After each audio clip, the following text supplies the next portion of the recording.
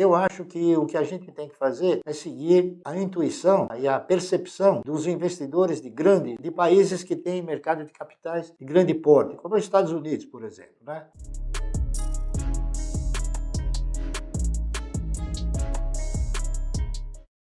Estados Unidos, vou dar um exemplo prático. O investidor, ele procura o quê? Ele procura sempre o melhor custo-benefício através do quê? Através do melhor segmento da economia. Então, suponhamos que ele interprete o seguinte: bom, eu vou investir no segmento de energia elétrica. Energia elétrica está dividida em três segmentos: geração, transmissão e distribuição. Consequentemente, o que se imagina numa empresa perene que tenha sustentabilidade é tudo que possa oferecer um bom projeto. Agora, como é que o investidor estrangeiro pensa?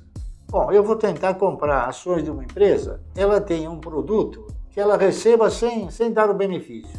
Ou seja, um bem que você paga sem consumir. Por exemplo, energia elétrica. Você vai de férias, desliga todos os seus aparelhos, você não consumiu energia. Quando você voltar de férias, a conta de energia está lá. Então, é um bem que você paga sem consumir, em muitas ocasiões. Então, procuram-se exatamente esses tipos de atividade para que o benefício possa ser o mais completo possível, ok? Eleger e nomear empresas, eu estaria talvez aqui cometendo falhas, porque seria assim muito desagradável não nomear uma empresa que tenha boas perspectivas futuras e não colocá-la agora numa carteira. Então, uma carteira tem sempre que se analisar isso. Sempre uma empresa que tenha uma atividade perene e que essa atividade seja sustentável.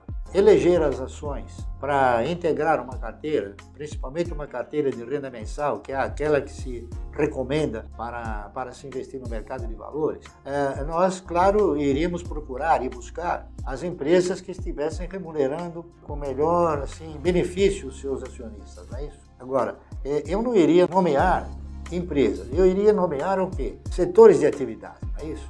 Então eu diria o seguinte: nenhuma economia funciona sem um setor de energia elétrica. Nenhuma economia funciona sem um setor de sistema financeiro.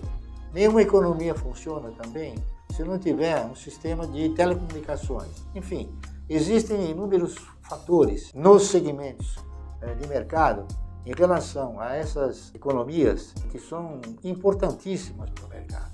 Então eu investiria em todas aquelas empresas que possuam e tenham um direcionamento para uma atividade perene. Atividade perene são exatamente aquelas que uma economia não vive sem ela. Essas que eu citei. Então, por exemplo, energia elétrica, saneamento básico, finanças, instituições financeiras, enfim. Essas seriam as empresas que eu elegeria. E dentro dessas empresas que eu elegeria, é claro, eu iria procurar aquelas que tivessem um grau de sustentabilidade mais eficiente, com um histórico que contemplasse, ou que mostrasse contemplar o acionista de uma forma mais gratificante, não é isso? O melhor momento de se investir no mercado de capitais é no momento em que esse mercado oferece grandes e boas oportunidades de compra, quando os papéis têm os seus preços pressionados e, evidentemente, são cotados a níveis de maior atratividade. Quem sempre proporciona as oportunidades melhores são exatamente as crises. Portanto, para se investir no mercado de ações, não é a crise. A crise ela vai gerar boas oportunidades de compra, porque os papéis se tornam a preços mais atrativos. E vejam que eu vou falar também para os senhores. Quando se fala em mercado de valores, nós temos que começar a exorcizar a postura de que vocês estão investindo na Bolsa.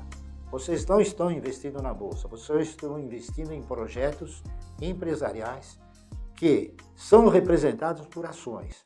Então, quando os senhores investem os seus recursos no mercado financeiro, especificamente no segmento acionário, é muito bom lembrar que vocês não estão depositando o seu dinheiro na Bolsa, vocês estão depositando o seu dinheiro na compra de projetos que vão gerar o quê? Que vão gerar proventos esses que estarão sempre representados por um percentual, ou seja, um yield. O yield ele é um mecanismo que mostra a rentabilidade que você tem sobre sobre uma determinada compra. Por exemplo, se você tem um papel que você pagou R$1, tá certo? E ele der 10 centavos de dividendo, então você tem o quê? Um yield de 10%.